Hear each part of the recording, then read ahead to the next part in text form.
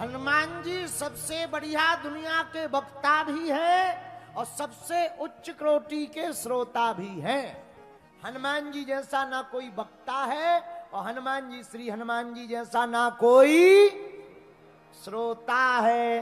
बाकी श्रोता तो कई प्रकार के होते हैं। एक होता है सोता, आओ वो कथा में आते श्रोता नहीं होते, वो आते ही सो जाते हैं। जब बगल वाला कथा हो गई, अच्छा हो गई, बहुत अच्छी कथा थी, बहुत बढ़िया, बहुत आनंद आया, ठटरी के बरे कथा बढ़िया थी कि नींद बढ़िया लगी। इन्हें श्रोता नहीं कहते, इनको कहते हैं सोता। क्या कहते हैं? एक और होते हैं भैया, एक होते सरौता। एक सरौता होते। ये सरौता कौन है? ये आएंगे कथा में बैठेंगे, बीड़ी है क्या? बीड़ी बीड़ी बीड़ी दो और बीड़ी कुछ ऐसे चलो ना, समोसा खवाओ, खुला नहीं है हमारे पास, तुम दे दो, 10 रुपया दे दो समोसा। ये सरौता है। अच्छा एक और होते हैं, ये खतरनाक श्रोता होते हैं, घर से कभी चप्पल पहन करके नहीं आते और कभी कथा से खाली हाथ नहीं जाते। जी और बड़ी कोटि के होते हैं। एक आदमी हमें इंदौर का मिला, बोले गुरुजी तुम्हारी कथा में चप्पल चोरी क्यों होती है? हम कहा जिस व्यक्ति का जिस पे ज्यादा चित्त चिपका रहता भगवान उसी की हरण करवा देते हैं। जिस पर जिसका मन ज्यादा लगा रहता उसी का हरण हो जाता। लेकिन आदमी भी इंदौर का था, बोले गुरुजी गलत बोल रहे हैं। हमने कहा क्यों? बोले गुरुजी हमारा चप्पल से ज्यादा बीवी पे मन चिपका था, बीवी नहीं आज तक चोरी हुई है। आओ आओ आओ आओ। फिर हमने उनको समझाया, हमने कहा देखो भाई लैपटॉप तो चोरी होते हैं पर वायरस नहीं होते हैं। बोलो सीताराम।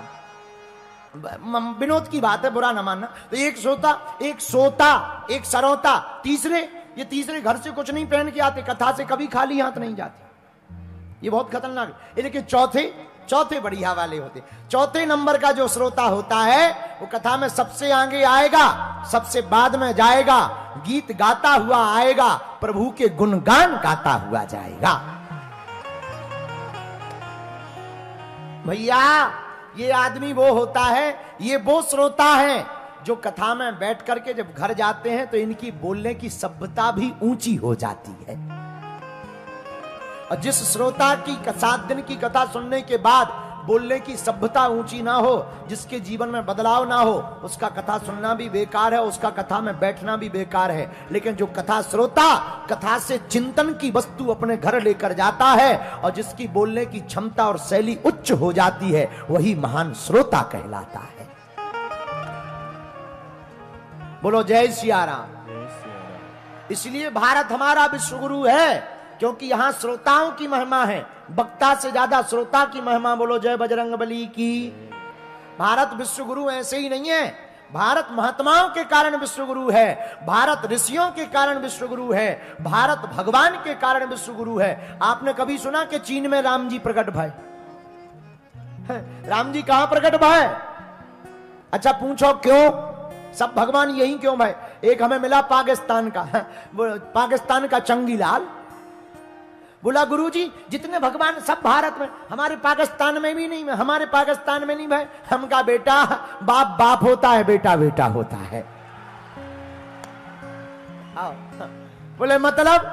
हम का पूरी दुनिया भगवान का ब्रह्मांड विराट रूप है, लेकिन विराट रूप में कोई देश आंख है तो कोई देश कान है, तो कोई देश सिर है, तो कोई देश चरण है, तो कोई देश कटी है, लेकिन भारत भगवान का हृदय है। और अगर हृदय में, अच्छा देखो शरीर किसी का कितना भी बढ़िया हो, बेहतरीन हो, दिखने में एकदम बॉडी बनी भई हो, जिम में जाकर के राइट फाइट एकदम बॉडी बिल्डर मुक्केबाज, लेकिन हार्ट बंद हो जाए,